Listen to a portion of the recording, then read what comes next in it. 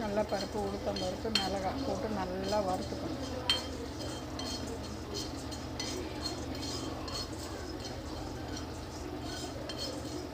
வறுத்துனே இருக்க சொல்லும் இந்த பீர்க்கங்காய் தூளை அதில் போட்டு நல்லா வதக்கணும்.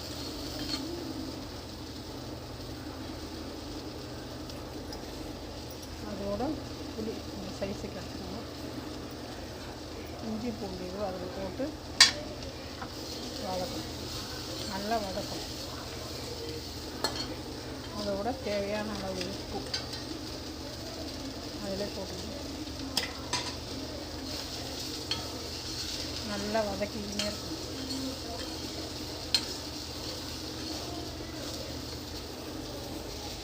கொஞ்சம் பெருங்காயம் அதில்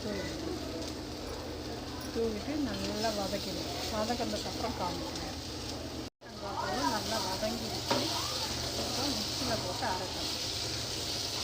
நல்லா வதங்கிடுச்சு. அது மிக்சியில் போட்டு நல்லா அரைக்கணும். பீர்க்கங்காய் தோல் நல்லா வதங்கிடுச்சு. இது கொஞ்சம் ஆறட்டோன்ட்டு மிக்சியில் போட்டு நல்லா அரைச்ச உடனே காமிக்கிறேன் பாருங்கள். அரைச்சிட்டு தாளித்து காமிக்கிறேன்.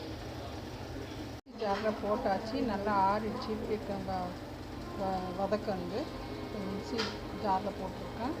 இப்போ அரைச்சதுக்கப்புறம் காமிக்கிறேன். பீர்க்கங்காய் துவையல் அரைச்சதுக்கப்புறம் இந்த மாதிரி இருக்கும். கடாயில் நல்லெண்ணெய் ஊற்றி காயட்டோன்னு கடுகு போட்டுக்கணும். கடுகு போட்டது பொரிஞ்சதும்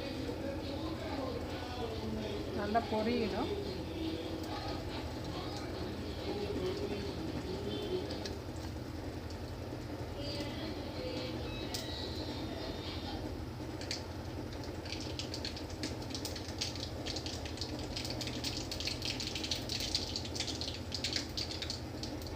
நல்லா பொரியட்டோன்னு இந்த பீர்க்கங்காய் தோலை அரைச்சி வச்சதை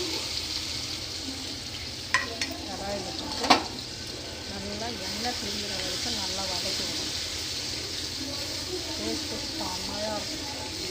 இதுவும் தயிர் சாதத்துக்கு சாம்பார் சாப்பிட்டுக்கலாம். அது உடம்புக்கு நல்லது. அப்பளே சாப்பிட்டு பார்த்துட்டு எப்படி இருக்குன்னு சொல்லணும்.